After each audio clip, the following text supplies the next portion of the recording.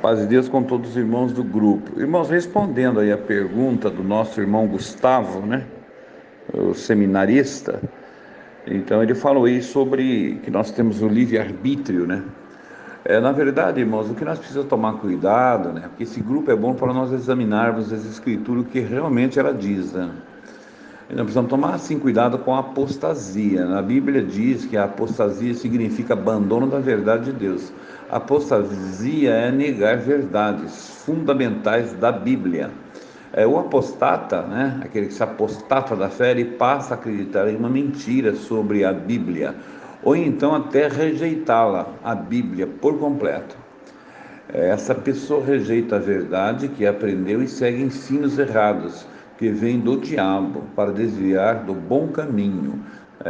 Gálatas, capítulo 1, versos 6 e 8, né? A apostasia surge quando a pessoa não tem seu coração voltado para Deus. Então nós precisamos tomar muito cuidado, irmãos, que nós estamos vendo o tempo da apostasia, né? Que vem muitos ensinos que não são segundo as Escrituras.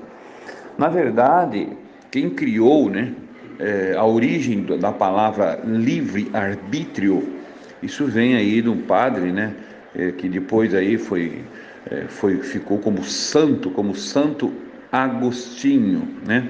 Então ele fez um livro, né, e ele que criou então aí o livre-arbítrio, tá certo? Então tá aqui, ó, vou mandar para os irmãos aí, ó, sobre o Santo Agostinho, tem um vídeo aí falando sobre a trajetória dele, falando do livro que ele fez, né? Por qual foi a finalidade, certo? Então ele que foi o inventor do palavra livre-arbítrio. Até inclusive tem uma carta aí, né? Está circulando uma carta, nós já ouvimos ela, e às vezes, por falta de conhecimento, a palavra de Deus diz assim, ó, que meu povo erra por falta de conhecimento. Às vezes, ouvimos aí nessa carta que nós temos o livre-arbítrio. Então, precisa tomar cuidado, porque isso aí são dogmas romanos, né? Isso vem do paganismo. Às vezes a pessoa dá um ensino, às vezes até na igreja, mas ele não sabe, ele não conhece a fundo esse dogma, da onde ele vem, qual é a sua origem. Por isso que a palavra livre-arbítrio, ela não se encontra no canon das Escrituras Sagradas, ela não tem. Por isso que foi tido aí a Septuaginta, né, que são 72 intérpretes de Escritura, já para não haver corrupção. Não existe essa palavra livre-arbítrio, tá? Porque foi criada aí por esse padre Santo Agostinho, certo? A Bíblia fala sobre a predestinação, sobre o destino, sobre que Deus escolhe antes da fundação do mundo, tá? Então, sobre os escolhidos de Deus, né? E isso a Bíblia fala sobre os predestinados à salvação, tá certo? Que isso não depende do que querem nem do que correm, mas de Deus que se compadece também, ele endurece a quem quer e salva a quem quer, né? Então, diz lá que numa grande casa não há somente vasos de ouro, mas há de prata, de bronze, de pau, de madeira, de barro, né? Uns, porém, para a honra, outros para a desonra, tá? E Deus criou tanto o vaso de honra como também o vaso da desonra, preparado para a perdição. Está escrito, 11 de Romanos está escrito bem claro. Então, irmãos, tomamos bastante cuidado com esses ensinos heréticos, irmãos. Precisa tomar cuidado. Por isso que o grupo aqui é bom para nós examinar as escrituras, certo? Então, vamos ler aí, ó. Eu estou mandando aqui para o irmão ver, né? Sobre aí o livro aí do Santo Agostinho, né? E depois tem aqui, estou mandando para vocês lerem com paciência todos os versículos que fala dentro das escrituras. Isso se encontra dentro das escrituras, a palavra predestinado está dentro das escrituras. Essa aqui não foi padre ou foi alguém que inventou, não. Ela está uma palavra inspirada pelo Espírito Santo. Ela se encontra dentro das escrituras, tá? É o contrário do livre-arbítrio, tá? Isso aí veio de fora, precisamos tomar cuidado. Então, né, fala também sobre os seus escolhidos, a palavra escolhido também, estou mandando aqui. Quantas vezes, quantos versículos fala sobre os seus escolhidos antes da fundação do mundo? Ele vem buscar os seus escolhidos, né? É porque o evangelho é anunciado a todos, muitos serão chamados, dos muitos poucos é que serão escolhidos. Quando Jesus vir, ele vai dizer: você para cá e você para lá, você para cá e você para lá. Aí os que vão para a esquerda vão dizer: mas Senhor, nós falamos em teu nome, expulsamos demônios, vimos muito milagre, muito sinal e maravilha. Ele vai dizer: apartai de mim que eu não vos conheço, porque você praticou iniquidade. Vai junto com os bodes. Ele vai escolher somente os que estão à sua direita e vai dizer: vinde benditos de meu Pai, possuir o reino que está preparado antes da fundação do mundo. Olha aí, presta atenção, antes da fundação. Aqueles, seus nomes já estavam escritos para herdar a salvação. É simples. O evangelho é simples, irmão. Não precisa teologia, não precisa exegese, hermenêutica, não, irmão, é texto do contexto, porque senão gera um pretexto. Irmão, tomamos cuidado com esses teólogos, tá? Sabe, essas teologias que vêm por aí. Não, a palavra de Deus é simples, e se entende era com jejum, com oração, buscando, orando, e Deus diz que dá deliberadamente àqueles que buscam a sabedoria que vem do alto, ela vem de cima.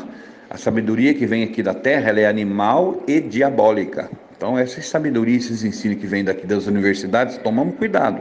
Essas teologias aí, a Bíblia diz que são animal e diabólico, diz que as coisas de Deus são loucura para os homens, enquanto as dos homens são loucuras para Deus. É simples, né? Elas são opostas. Então, queremos sabedoria, verdade? Oramos a Deus. Buscamos do Pai das luzes, em quem não há mudança e nem sombra de variação. Certo, irmão? Olha aqui, ó, pela lógica humana, né, seria Esaú o escolhido, né? Ele era o primogênito. Mas Deus escolheu Jacó. E aí? Né? Deus quis, amei Jacó e aborreci Esaú, mas pela lógica humana seria Esaú. Quanto ao rei Faraó, disse Deus: para isto mesmo, Faraó, te escolhi. Eu endureci o seu coração para vos matar no mar e meu nome ser glorificado. Tá certo? Em Romanos, Paulo também disse assim: que Deus salva quem quer e também condena quem quer, pois ele fez até mesmo o ímpio para o dia da perdição. Paulo perseguiu os cristãos e Deus salvou a Paulo, né? Que era Saulo, né? Mudou até o seu nome. Ele perseguiu os cristãos e alcançou a misericórdia, tá? Pedro também negou, né, com juramento o Filho de Deus, mas Pedro foi perdoado e também alcançou, porque era escolhido. Tanto Pedro como Paulo disse: eu fui escolhido desde o ventre da minha mãe, mas os seus parentes não, ficaram lá no judaísmo, eles não alcançaram, porque eles não eram escolhidos, né? Já Judas, né, o que traiu, qual é a diferença do pecado de Judas e de Pedro? Fala para mim. Pedro negou Jesus com juramento, e feio, ele negou com juramento, feio, falou: nunca vi esse homem, nunca conheci. Ele negou Jesus 3 vezes com juramento. E Judas traiu Jesus, vendeu Jesus, entregou Jesus, tá? Mas qual é a diferença? A diferença é que Pedro era um escolhido. Pedro, Satanás tinha pedido ele, e Jesus disse: não, eu já roguei ao Pai por ti. Por quê? Você, né? Digo que tu és Pedro.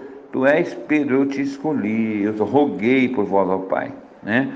Então, na oração 17 de São João diz assim: Pai, eu rogo por esses, porque tu me desses, mas eu não rogo pelo mundo, mas só rogo por esses, porque são teus e tu me desse, e nenhum se perdeu, meu Pai, a não ser o filho da perdição. Se o filho da perdição se perdeu, porque era da perdição, ou se perdeu porque Jesus não teve poder de guardar Judas? Não, perdeu porque Judas, ele era predestinado, ele era o traidor, ele nasceu para aquilo, existia profecia que ele ia ser o traidor, tá? Não é porque Jesus não conseguiu guardar a Judas, guardou os 11 e não guardou o 12º? Não, é porque Judas só se perdeu porque ele era Judas. É simples o evangelho, né, irmãos? Né? Judas foi o filho da perdição e não teve perdão. Paulo disse: Fomos, olha a palavra que Paulo diz, nós fomos conhecidos antes da fundação do mundo, e depois disso fomos predestinados. Depois que nós fomos predestinados, então o Senhor nos chamou. Depois que o Senhor nos chamou, e então o Senhor nos justificou.